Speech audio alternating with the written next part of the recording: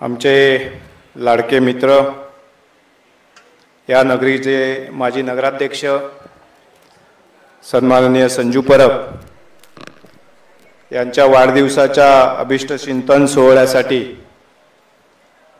व्यासपीठावर उपस्थित असणारे सर्व मान्यवर, उपस्थित असणारे सर्व संजूचे प्रेमी,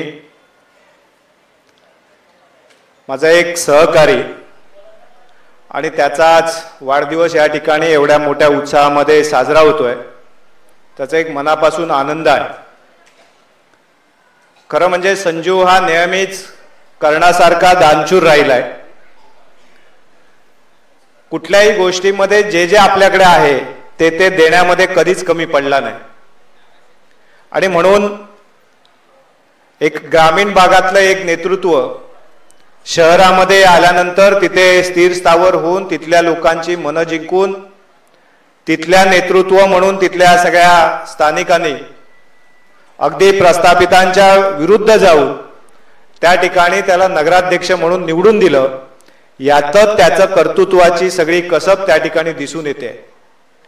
आणि म्हणून संजूने आपलं नेतृत्व या ठिकाणी निश्चितपणे सिद्ध केलेलं आहे।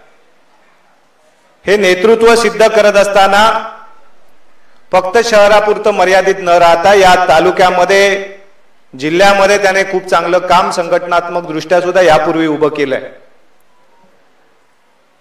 परंतु नगराध्यक्षाची निवडणूक झाली, नगराध्यक्षाचा कार्यकाळ संपला आणि तेव्हापासून त्याच्या अगोदरपासूनच संजूने एक भूमिका स्पष्ट केली होती की यापुढच्या विधानसभा निवडणुकांसाठी मी इच्छुक आहे। अनेकांनी अनेक वेळा त्याला वेगवेगळ्या शुभेच्छा दिल्या। मला वाटलं होतं की त्याच्या वाढदिवसाच्या अगोदरच विधानसभा निवडणूक होईल आणि म्हणून त्याला गेल्या वर्षीच तशा प्रकारच्या शुभेच्छा दिलेल्या होत्या। आणि त्या शुभेच्छा नंतर संजूने ज्या पद्धतीने काम सुरू केलं त्याचे चांगले परिणाम आज आपण या उपस्थितीच्या निमित्ताने पाहतो की आज या तिन्ही तालुक्यातल्या ग्रामीण भागातनं अनेक संजूच्या वर प्रेम करणारी मंडळी आज मोठ्या संख्येने या ठिकाणी उपस्थित आहे। महेशने सांगितलंय की मला राजकीय शुभेच्छा द्यायच्या नाहीत, परंतु बोलता बोलता हे सुद्धा बोलून गेला की जेव्हा वेळ येईल त्यावेळी मी तुझ्या खंबीरपणे पाठीशी असेल। आणि संजू यापुढची येणारी निवडणूक ही अशीच असेल की शेवटच्या क्षणाला कोणाला अर्जुनाच्या भूमिकेत जावं लागेल हे फक्त आता त्या ठिकाणी श्रीकृष्णालाच माहिती आहे की कोणाच्या हातात तो धनुष्यबाण द्यायचा आहे। आणि त्यामुळे जेव्हा तुझ्या हातात हा धनुष्यबाण येईल त्यावेळी तुझ्या बरोबरचे सहकारी म्हणून निश्चितपणे आम्ही तुझ्या सोबत असू। आणि म्हणून यासाठी आपल्याला एका महत्त्वाच्या कार्यासाठी सगळ्यांना एका चांगल्या नेतृत्वाला साथ दिली पाहिजे। आपल्याला हे शहर घडवायचं आहे, आपल्याला तालुक्याला योग्य दिशेने न्यायचं आहे, आपल्याला या मतदारसंघाला योग्य दिशेने न्यायचं आहे। खरं तर हा भाग जो आहे हा आता एक विकसित भाग म्हणून यापुढच्या काळामध्ये पुढे येतो आहे। मग दोडामार्ग असेल, सावंतवाडी असेल, वेंगुर्ला असेल, आज मोपासारखं विमानतळ बाजूला झालंय आणि त्यामुळे अनेक विकासाच्या संधी या तिन्ही तालुक्यांमध्ये यापुढच्या काळामध्ये येऊ घातलेल्या आहेत।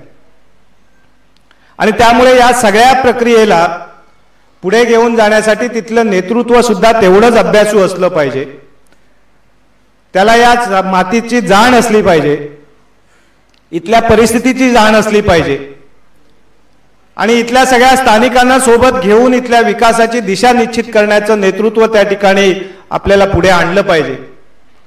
आणि यासाठी खऱ्या अर्थाने संजू एक चांगलं प्रामाणिक कार्य करतोय।